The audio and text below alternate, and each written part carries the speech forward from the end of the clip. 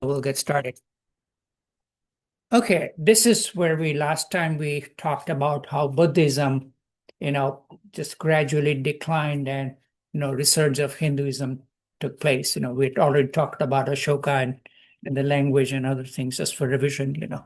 So today I'm going to have, added some material early this morning. Okay, day 3. Okay, and any guess where this is?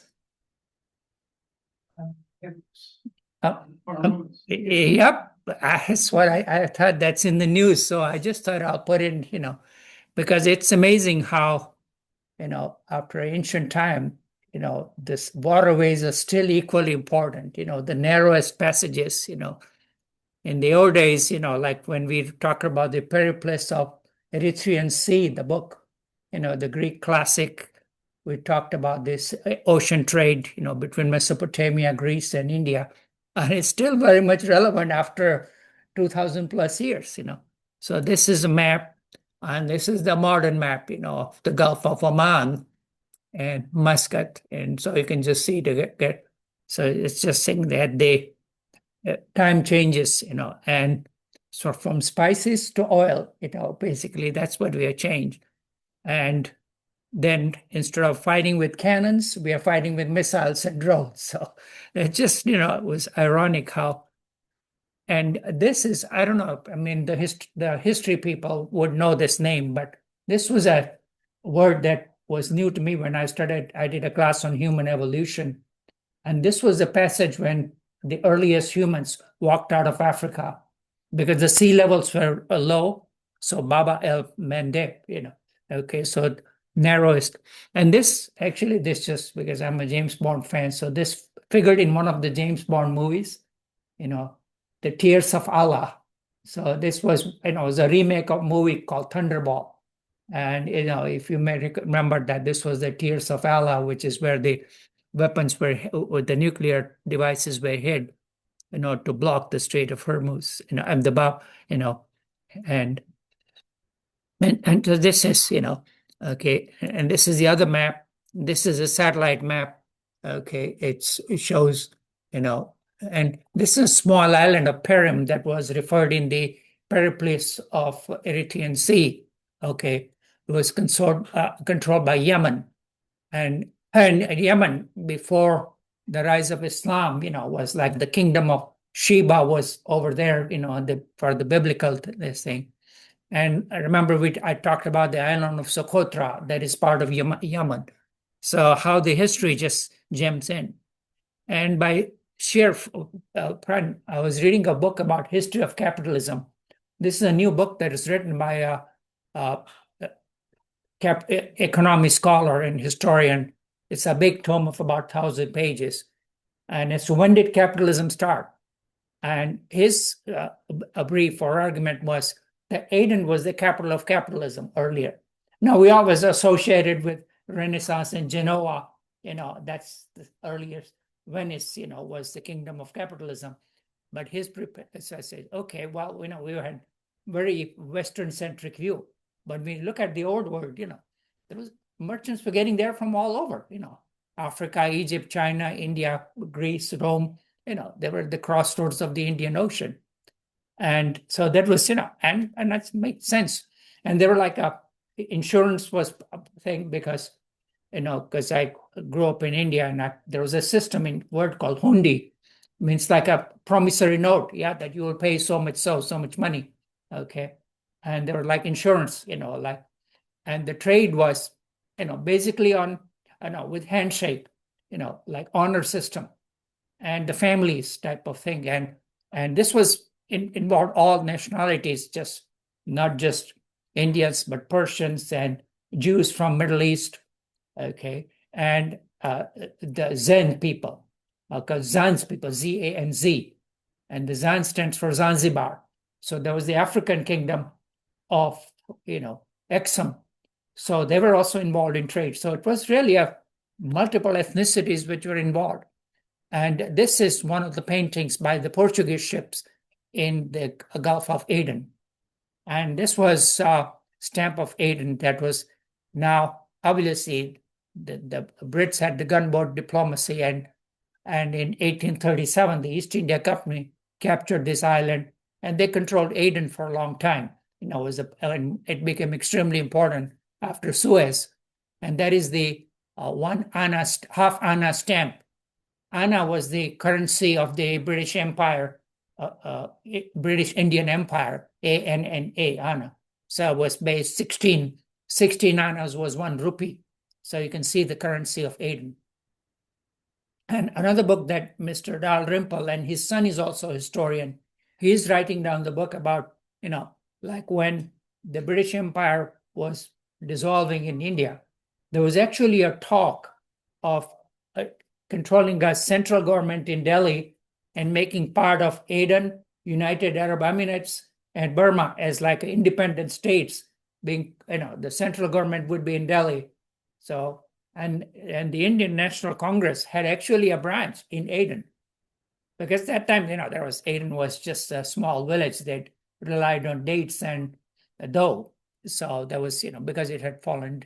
So that's part of the history that I thought was really, and the reason was because it was not all desert. There were cisterns for water management, okay, and there was fight between the Portuguese when they started making segways in that part of the world after rounding the Cape of Good Hope, okay, and they fought battle with the Egyptian Mamelukes at that time, and this is, and my, I was going to do early history type of thing at that time, come across a Jewish merchant named Abraham ben Yeju. In 1150, he was in modern day Iraq, and he had traveled to Mangalore, which is in South India, and had actually married a local woman and stayed there for a number of years and had moved back. So how the family connection went around, and obviously at that time she was his slave, but then he decided to marry her eventually, and so it's an interesting history that goes back. Okay, and Aden was controlled by the Brits from for last several hundred years, and finally got independence in 1963. Okay, and this is this was aside for petroleum that flows through this thing. And on my way back, I was just listening to the BBC News, and this just almost I fell out of chair. One of the biggest, another equally important goods that is being transported is urea across the Straits of Hormuz. I mean, I would not have thought that urea is being transported across the thing, but for fertilizers, it's extremely important. So not just oil, but fertilizer prices are, the total production is going to be literally stopped. 80% of the fertilizer, urea, is transported through the Straits of Hormuz. I mean, that's just amazing. Now, I think we are getting ahead of ourselves. This was, we talked about the rise of Islam in 671 with the birth of, or 641, sorry, with the birth of Muhammad. And pretty quickly, they were forced to be reckoned with. The Baghdad Caliphate, was a power to be reckoned with. And they controlled all the way from Maghreb to the coast of India.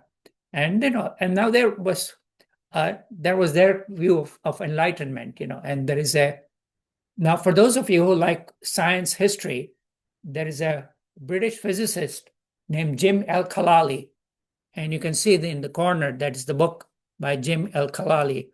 I've listened to a lot of his lectures, from the Royal Society, okay, and I think he's Egyptian, PhD, okay, at the University College, and and not just science, but he had written one of the other books called The House of Wisdom that talks about the enlightened era of Arabic culture, how Islam was, they were big scholars and they were instrumental in translating not just Aristotle and Plato's work from Greek to Arabic, but they also translated Sanskrit. So there was a cultural exchange extending both ways, and that is so the House of Wisdom, and they were interested in astronomy, astrology, math, okay, and then also the story tales. I talked about the classic fables, and that traveled from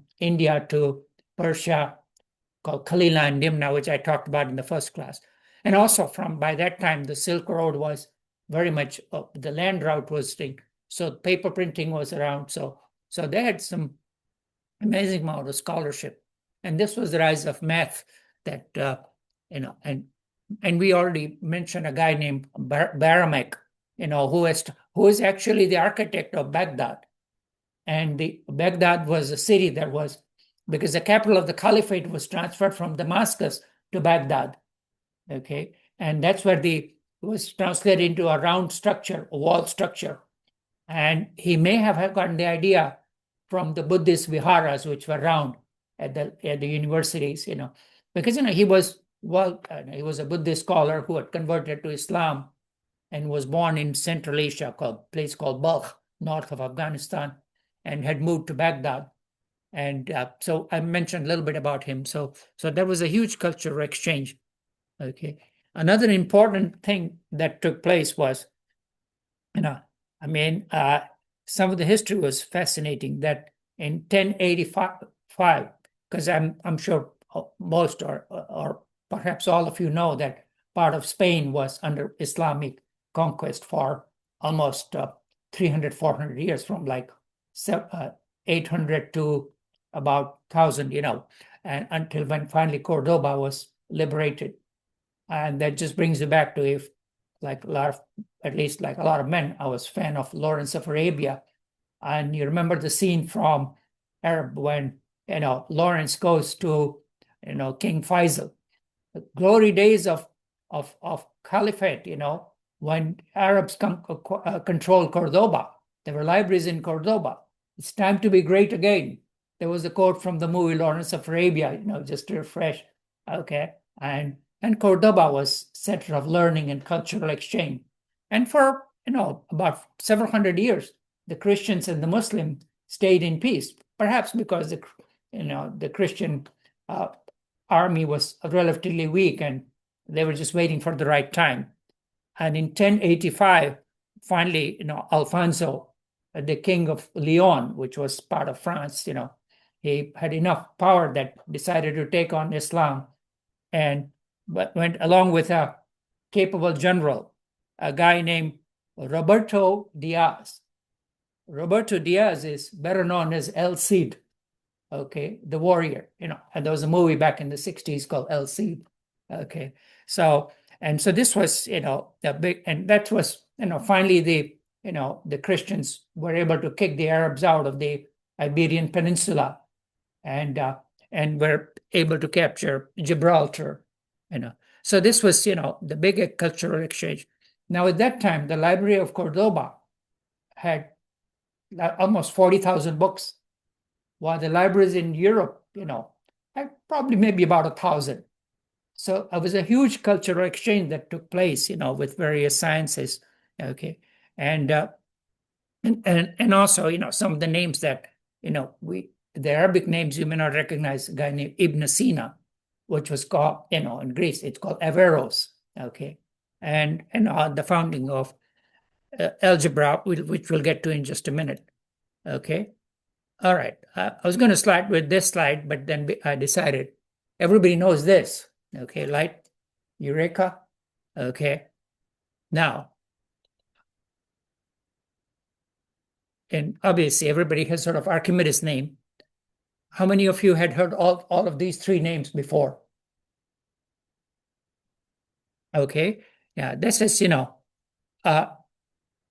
Al-Khwarizmi was the Islamic scholar, who is the founder of algebra, Al-Khwarizmi, okay, I may be mispronouncing it, but the Aryabhatta and Brahmagupta were Indian mathematicians circa 600 current era, and they were instrumental in devising the concept of zero, because so that was the transition of the so-called Hindu-Arabic numerals, okay, that translate, because you know how to do additions and multiplication with Roman numerals, it's almost impossible. You write IXXXV type of thing and multiply that. It just so the numeral system, that translated came out of India, and now if you do the history of math, okay, because for a while I was on a kick for history of math because my son was majoring in math, so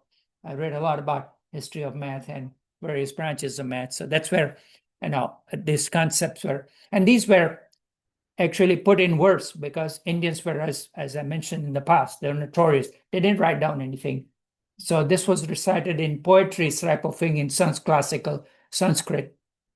After the fall of the Ashoka Empire, various other central kingdoms, Hindu kingdoms, evolved in central India, and that was like the heyday that they wrote classical plays. And after the rise of Islam, the trade and the influence translated, and so there is a huge cultural amalgamation between Persian and Hindu culture that spread all the way across Southeast Asia, as the trade also turned dramatically because Islam blocked a lot of trade with the Roman Empire. And after the fall of, with the Huns, when the Roman Empire was destroyed, the trade just kind of petered out, basically. The heyday was until 400, until the collapse of the Roman Empire, And the Eastern Roman Empire was hampered by the Islam, which they didn't. The trade continued, but that was, somewhat censured. Okay, and also now the other numbers, everybody knows what that is. The numbers that are written. I'm sorry. No, you talked about that. Yeah, the 1, 2, 5, 8. Okay. All right. Now, that's something called the Fibonacci sequence. Okay. Okay. And this is spirals, you can just see that's like 3 plus 5 equals 8, 8 or 5 plus 8, so you add the two numbers, okay, that adds on, So this is, like some people write it 1, 1, but it's just basically 1 plus 2, 3, 3 plus 5, And now this is Fibonacci sequences, if you look at, this is very common in nature also. If you look at the sunflower patterns, the way the tree grows, the flower grows, the sequence is like that. So spirals are everywhere. You look at the shells or sea creatures, the Fibonacci sequences, nature knows math. Okay. So this also somehow, like if you translate this to geometry, it turns out into something called the golden ratio, which has to do with building, architecture always to what is pleasing to the eye. Okay, so that's, but and so this was some of the earlier concepts of math. And not only that, for good measures, Aryabhatta and was also, did something called the quadratic equations. So he describes, the early days of algebra, and his writings and books, there is a book called Sindh Alb Math or something. I'm sorry, I'm blocking on the name. And that book was translated from Sanskrit into Arabic. And so that was one of the things that Al-Khwarizmi had translated this and further worked on it. And there was the rise of algebra. Okay, so this is, some of the earlier history of math. Okay, and from India, so this is another more detail. So you can see the name of, you can read the Latin name, Hindu art of reckoning. Okay, and he describes the positional system. And this was, the earlier from India to Arab world, how the math out. What is the historical proof for it? A birch bark was discovered finally in Northwest India. Okay, and it describes, in one of the derivative languages of Sanskrit, the scripts about the numbers and algorithmic square roots. Okay, so this is, this was finally they were able to find some paper proof of this. And these have also been discovered, the zero symbols on rock edicts, as far back as Southeast Asia. These have been discovered. So that is, scientific proof for the transfer of knowledge. Okay, and this is again, Aryabhatta had positional system, and then and he'd also worked on further expansion of pi, 22 over 7. And then this is shunya, means zero. And basically they tried it with the religious concept of nothingness, okay? And so arithmetic involving zero and various, and he'd also proposed negative numbers. And that just, say, okay, zero is divided by now. So there was some indication. Now, perhaps, some of the knowledge transferred other way also from west to east, because the Greeks had concepts of infinity. So that also traveled in both directions. So intellectual transfer went in both directions. And this is, the slide that you saw in the book, okay, so how the numbers got around to and to the modern numbers that we came around to. And you can see the similarities that's there, the evolution of writing. Okay. Okay. And this is just a brief, small video that. In 1881, some birch bark was discovered with what was revealed to be mathematics written on it. And this isn't some sort of theoretical text. It seems to be a practical document that is being used by merchants to do calculations. And this came to Oxford eventually in 1902. And it's been sitting here in the Bodleian, and it's full of mathematics. But the most exciting thing is that we've identified a zero. So I visited a little temple in Gwalior, which has a zero marked on the wall, and this dates to middle of the 9th century AD. The expectation was that this document would be maybe around there, maybe a bit sort of a dead heat or something. I'm absolutely staggered to find that this is way earlier. I mean, we're talking about having carbon dated this. This manuscript is between 200 and 400 AD. Which I think has shocked everyone about just how early the zero that's in this document is. This probably isn't the first time that something has been used as a placeholder in a number to denote, well, there's nothing in this place. So the ancient Babylonians, so we're going back 5,000 years, they had the need to represent nothing. And if we go to the ancient Mayans as well, Mayan culture had a symbol of a shell to denote nothing as a placeholder. So one could say, well, here we're just seeing this placeholder again being reinvented in India. So why is this so exciting as a symbol? Because this becomes the birth of the concept of zero in its own right. And this is a total revolution that happens out of India. It's like, I was never a fan of the Beatles because the Beatles are always there. But if you speak to older people, they're like, oh, when the Beatles turned up, it was amazing. And I imagine it's, very similar to zero. Zero is a concept we're all completely used to. But when someone first came up to you and said, how many cows are there in your field? And you say, well, what are you on about? There aren't any cows. And he's like, no, there's 0 cows. It must have been quite a revolutionary idea. This is what's so exciting. This is coming out of a culture that is quite happy to conceive of the void, to conceive of the infinite. And so the idea of having a symbol for nothing is part of their philosophical culture. And that is exciting to recognize that culture is important in making big mathematical breakthroughs. Okay. And the other thing that came out of the Indian, the game, it was originally called Chaturanga, that morphed into chess. And it, basically early, it started from there, it went to Persia, and there it was called Satranj. Okay, and then it just translated, and there was like 4 divisions. Chaturanga means 4 divisions, so there were like 4 divisions of infantry, cavalry, elephants, and chariots, So that was right. That's why it was called chess. And it's still one of the few games where Indians do excel at it, type of thing. So, and along with the Eastern European and Russians, Okay, and I'm sure all of you are familiar with Bobby Fischer's, great victory over the Russians. Okay. And just to say, well, that's the only game that I've ever won a medal or a prize.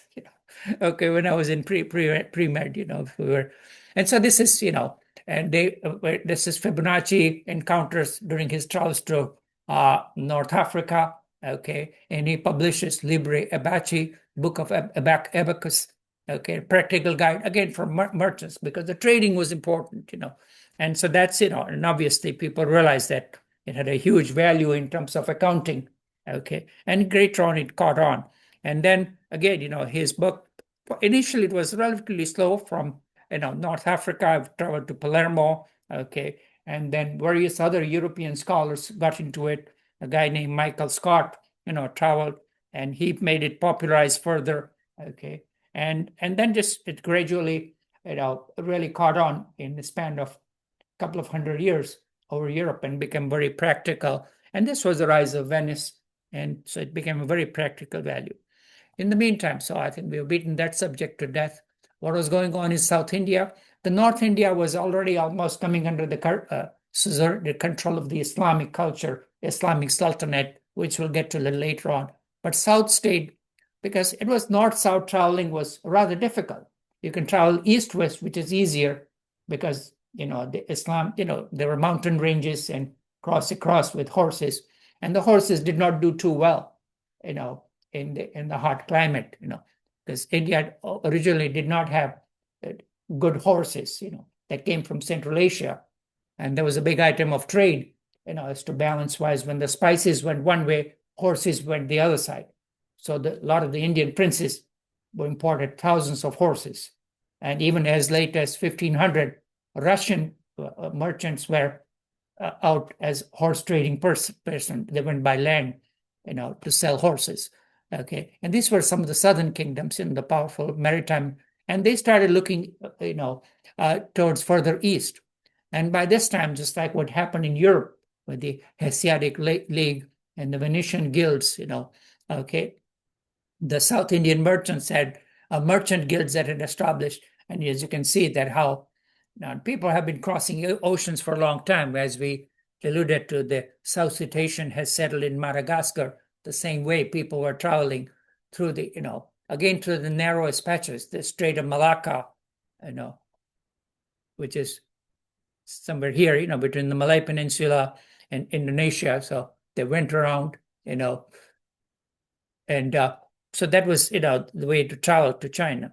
Because the Chinese were landlocked, they were just happy with control of themselves, and they traveled northwards type of thing. They were not, because China had their different things, and for the control of the South China Sea was longer. They, and later on they marched, and then finally they just closed themselves. So I'll have a slide about the Chinese forays into the Indian Ocean trade. Okay, that all of a sudden they decided we have everything. We don't need anything.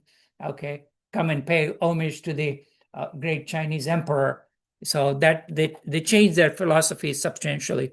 Okay, and so this was, the trade that was going on between what is Persia, Africa, and southern India, as well as Southeast Asia. So, and again, elephants, horses, gems, spices, pearls, incense.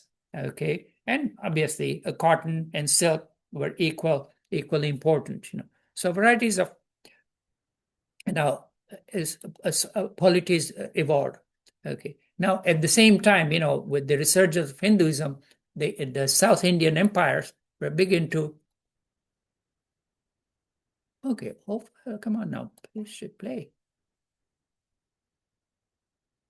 Oh, I think I messed up my.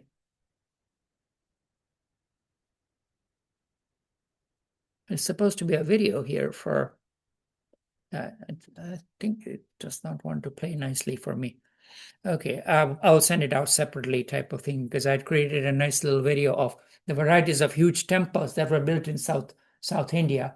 Okay, and including, when Islam was conquering North India, the southern polities were becoming much more devotional Hinduism. And some of the temples that were built from 600 AD to 13th century, they were worshipping the three main gods, quote unquote, of Shiva, Vishnu, and Creator, Brahma.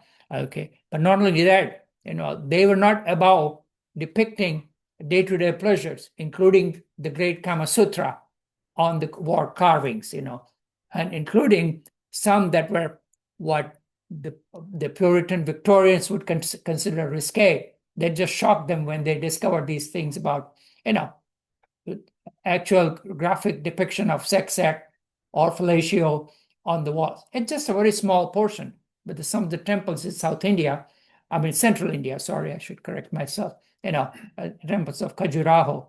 And when the British archaeologists discovered them, it just said, these people are degenerate, they need to be civilized and Christianized. So that gave them even a more rationale of converting the heathens. Okay, but that's, we are segueing away from it. So this were some of the temples, which were lost to the. Now, we didn't allude to the two famous people who wrote the records, Marco Polo, all of you, have read that in school ad nauseum, and his book, some of them were hype, but a lot of this was, very legit translations that are there. And he made very succinct observations on when he went by land to China, and after spending several decades in the court of the great Kublai Khan, okay, he traveled by sea, and he stopped by in India, and was well received as an emissary of the great Khan, okay, and was well respected and facilitated by various Indian kings. And he commented on the trade and the wealth of the western seaports, as to how wealthy they were from trading. He describes on the clothing that people didn't wear, the top was uncovered, okay. It was, the variety of wearing blouse was relatively new discovery. And even the kings would have tons of gold and crown. They were bare chested. A lot of that has to be a nod to the weather rather than anything else, okay. And he also commented on Devdasi, means, the young maidens who would devote themselves to the temple, okay, and would dance and pray and, live there as Devdasi. There was no sex involved in it, and eventually, for certain years, they devoted themselves almost like a semi-nunnery type of situation. So he commented upon that. Okay, the other traveler that you may or may not have heard about was an Arabian traveler who was a few years after Marco Polo, named Ibn Battuta. He was a Moroccan Muslim, and he was equally intrepid traveler. Okay, he traveled not just in Egypt and all over Arabia, but he also made, and parts of Muslim Europe. He traveled there, and also traveled to India. And being a scholar, and by the time he was really well respected by the sultans of Delhi, and he commented on the good as well as the bad, okay, of the Indian subcontinent. He talked about the various sultans who were absolutely nuts or crazy, the cruel sultans who just at the behead would behead hundreds and thousands of people. There was one sultan which I talked about, he moved his capital and decided to empty the whole city of Delhi to central India. Okay, so, hundreds of thousands of people were forced march from north to central India. Okay, and they died in a lot of misery type of things. So he and said, well, how on one hand the Sultan built magnificent palaces and minars and mosques, but at the same time they're equally cruel. And he also describes the abominable practice of sati, where a woman who would burn herself on the funeral pyre after the death of her husband. So Ibn Battuta comments on that. He also comments on the caste system, as well as the wealthy merchants and the amalgamation of, Arabs, Jews, Armenians, and on the port cities. Okay, and at the same time, the plague was not just in Europe that decimated European population, but it was also in subcontinent as well. And he had comments on the various trades of pearls and horses and spices. So this was a very, enlightening, well-written and well-translated and well-studied scholars.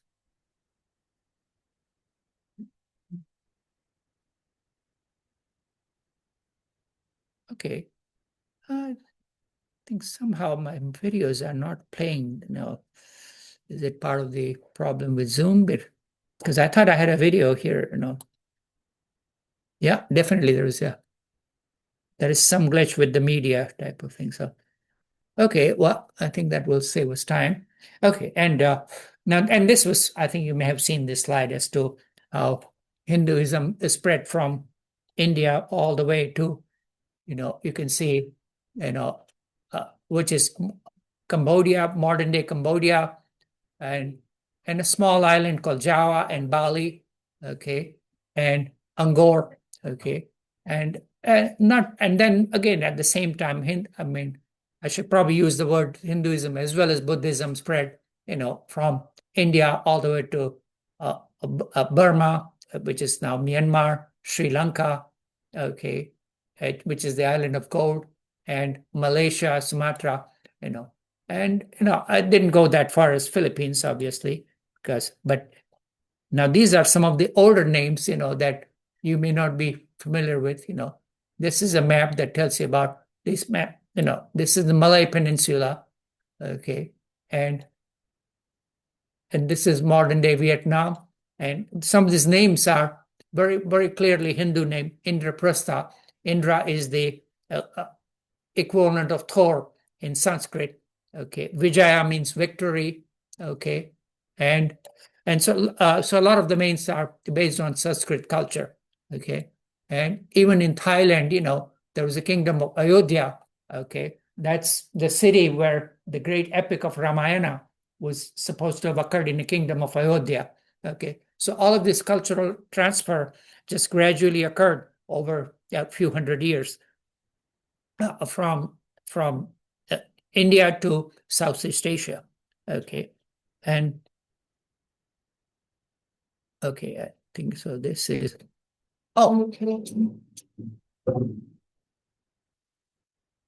I think I did send this to you, and have everybody seen this? I think last time it was on my desktop, and I didn't, and when I was running low on material, I didn't share it to you. But has everybody seen this?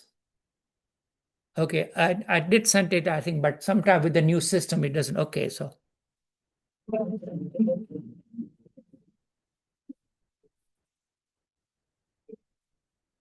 I don't know who this is, but he does a good job of.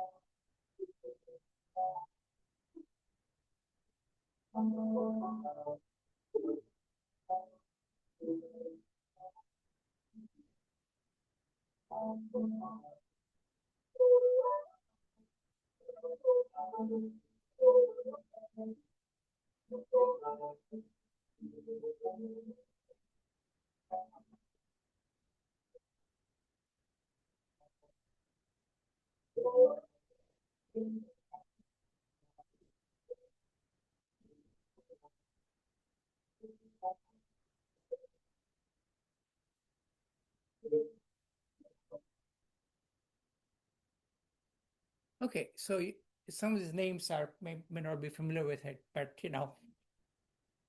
oh, sorry. Okay, yeah, sorry, we're quiet now. Okay, but some of this kingdom, that you recognize the Vietnam that formed on the side. You recognize the kingdom of Pagan, which ended up to be modern day Burma or Myanmar. And there was no Thailand at that time. We saw the kingdom named Ayodhya. And in the center, you saw Muong, Muong. Okay, those are the Hmong people, which is modern day Laos. And when I lived in Wisconsin, those were the people who helped CIA substantially during the Vietnam War. And there's a huge Hmong population in Wisconsin. Okay, I mean, just the same way in Minneapolis, there is, this Arabic, African population, Hmong population were settled in, and it was very difficult to work with them because they had totally different culture. Even though they had heart disease, they would come with a translator and wouldn't accept any modern treatment at all. So it's a very, very, almost like a hunter-gatherer type culture. And those were the mountain people in modern day Laos. Okay, so this is, okay, now we'll try to, and there was a kingdom which was Funan, which was a Chinese kingdom, okay, and that has gradually disappeared, basically, and become now part of Laos and Cambodia and part of China as well. Now this, I just ran into this just yesterday. I was looking at CNN website for some news, and this was on CNN travel thing. Okay, you can see this doesn't look like much, does it?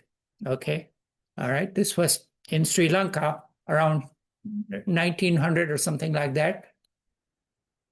Later on, this is around 1960s or something. It's been re-excavated. The Sri Lankan government is building it again. This is what it looks like now. Okay, this stupa was one of the first stupas that was built in when Ashoka's disciples went to Sri Lanka. They started, and they converted the king of Sri Lanka not in Colombo, but north of that in their capital city called Anuradhapur. So this was the stupas. This is 300 current era. Okay, so I mean, was one of the earliest stupas that you can see, but how it just, nature and elements just absorbed it. Okay, so I just thought that was interesting. So I just put in some pictures from, so we talked about Sri Lanka. The next comes north, further going east is Myanmar. Okay, and this was Buddhism traveled in both ways, from north, from Tibet, as well as from Sri Lanka. They sent emissaries. So that's why they had both type of Buddhism, the Theravada as well as Hindyan, so mixture of both. And Burma, though, even though it is in the foothills of Himalayas, part of it is absolutely dry. Okay, there's a lot of shortage of water. Even though the great river called Irrawaddy flows down from the mountains, the southern part is wet, that is rice culture, but the central part. So there were varieties of different kingdoms that learned different water management. Okay, so northern kingdom of Pew, there were different type of culture that developed, while the pagan kingdom Pagan kingdom that developed in southern Burma, there was they had to work around with water management and working with floods. The other people had to work on water conservation. So how humanity just evolved, in the same country which runs north-south. You can see that the kingdom of Pagan, that came to existence. And these were some of the toughest fights. Then, as usual it goes, because of trade, when the East India Company was expanding out of Calcutta in modern-day Bengal, they fought 3 or 4 Anglo-Burmese wars. Okay, and then finally, those were some of the very expensive battles, because the Burmese were a force to be reckoned with the East, and the terrain was in their favor. It was mountainous, and for those of you who know the Second World War history, know the Indo-Burma War type of thing. Even with modern planes, it was harder to fly over that region. Okay, but that's another story. And this is, these are some of when the Burmese turned Buddhist, they turned in a big way. Look and see the number of pagodas, all the shrines. The whole country is. And some of you who grew up, in the early days may remember this commercial. Okay, does anybody remembers this? You remember it? Oh, okay. In Midwest. Midwest was very common commercial. This was for an aftershave, actually. This is not initially when I heard about it, I just thought, it had to do with the Burma Shell, the oil company, but no, it had nothing to do with it. And then this disappeared, after a while when the driving speeds increased. There were like varieties of messages about, to increase their sales.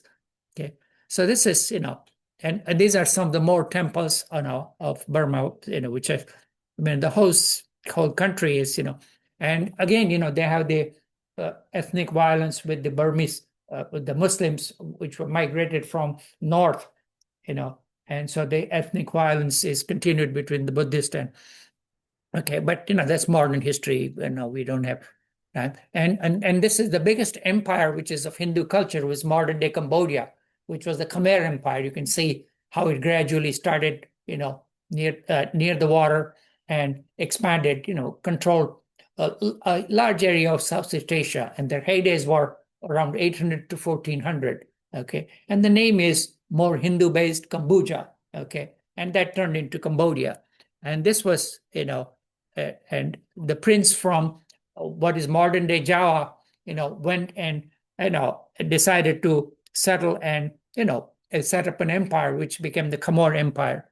Okay, and this was a Hindu priest from Java, came from Angkor. You've heard of Angkor Wat, the famous temple. That's the word is translated out of Sanskrit. Well, Nagar means city.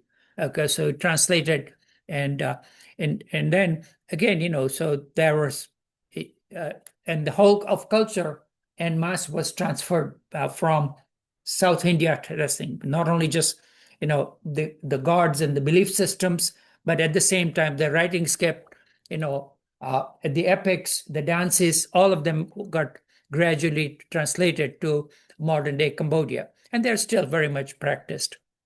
Okay, and this is this Vishnu statue. Vishnu was one of the gods of the Trinity in the Hindu mythology, in the Phnom Penh Museum. Phnom Penh is the capital of Cambodia, just as a refresher. Okay, and this is a statue which is, I don't know, several feet wide, made of wood and I think stone. I'm not sure. I think, okay, and this was the side gods on the side. So this is well worshipped and considered treasure. And this is the Asian art exhibit is currently on tour through the United States. Okay, so this is on display right now at the famous Sackler Gallery of Smithsonian. Okay. Does everybody know who the Sacklers were?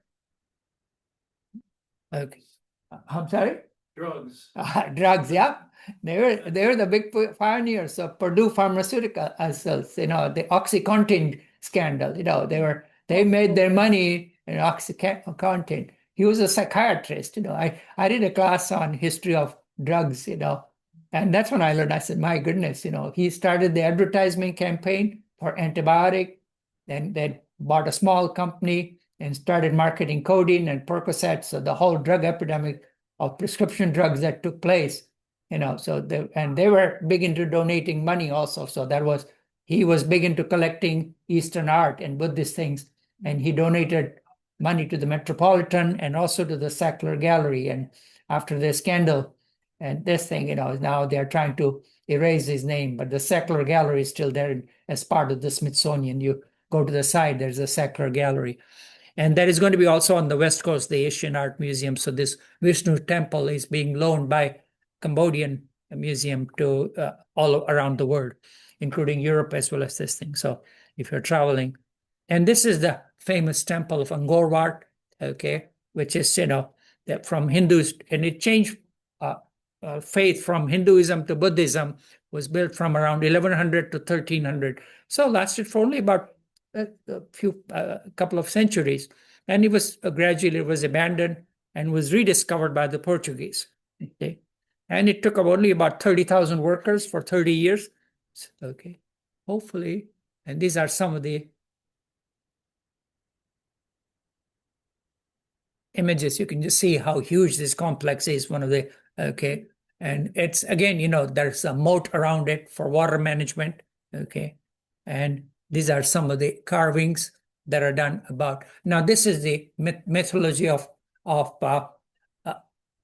churning the ocean to get the elixir of life. Okay, and this is the classic mythology in Hinduism. So this is depicted on the walls. Okay, churning of the ocean. Okay, and this was another temple which is equally important travel place in Cambodia called a Bayon Temple. Okay. And this is interesting that there are 154 faces carved on the mountainside. Okay, I will zoom into it. You can see the mountain. Okay, and really puts a little Mount Rushmore. Really outnumbers it just by a few images. There is like 216 faces. So like 150 number 108 multiplied type thing. So, and this is built with sandstone. Okay, in the so-called Buddhist mandala concept. Okay, this is what you can see how they. Okay, it's just mind-boggling the amount of labor that went into it, of carving this. And again, the varieties of cultural representation that's on this Bayon temple. So these are some of the famous tourist spots. Okay, and again, so you can see the royal processions. And so Khmer, has a big history. I think I had a video of Angkor Wat, but I don't think we know. I'll just send it out. Nope, I don't. I think I revised my things. When I thought individual pictures would take less time, but because videos take up a lot of time. And okay, all right, moving right on. Oops, what did I do? Okay, yeah, that's better.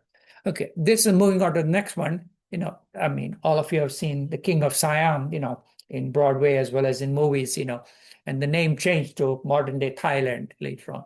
And there were a long history of varieties of kingdoms that took place, and it was a mixture of, Thai people who came in from Burma, the local population. So it's a huge genetic mixture that took place in modern day Thailand. Okay, and they've gone through varieties of trade and influences from Indonesia, modern day Indonesia, okay, as well as India, as well as Khmer, Cambodia. So they've been influenced by varieties of culture from Thailand, and that the people have been living in that area from 3,500 before the current era, primarily rice culture, okay, and then again transferred into bronze culture. Then varieties of Indian influences started, okay. And then again, the influence from China took place as well. And people migrated from both directions. And now they're able to discover some of the ports along what is modern day Chiang Mai, which is the great tourist Mecca. And the varieties of ports and archaeological finds have been discovered there. Okay. And some of them are silted over. And this shows the stones and coins from Rome, India, all over. So shows the trade connection from modern day Thailand. And it's interesting how the only country from Southeast Asia that was not colonized by the Europeans is Thailand. But somewhere along the line, and they were able to consolidate themselves and centralize power. and modernize. So, and they were between the two big European influences, the British Empire in India and Burma, and on the other side in French Indonesia. So they were like a buffer zone, and they were able to manage to keep both people at bay. They lost some territory, which created modern day Laos and other countries, but still they were able to stay independent until, so they were never under foreign occupation.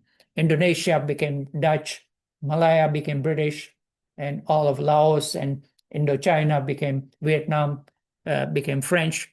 So somewhere along the line, they had enough administration savvy. Okay. I think, we're probably reaching up to around 11 o'clock. If you want to stop for a few minutes, I certainly would be. I don't know, my videos did not play, so I think we can take a 5-minute break and start again. I think I should be able to finish in time. So let me pause my recording for a second, and if anybody wants to bathroom stop or something.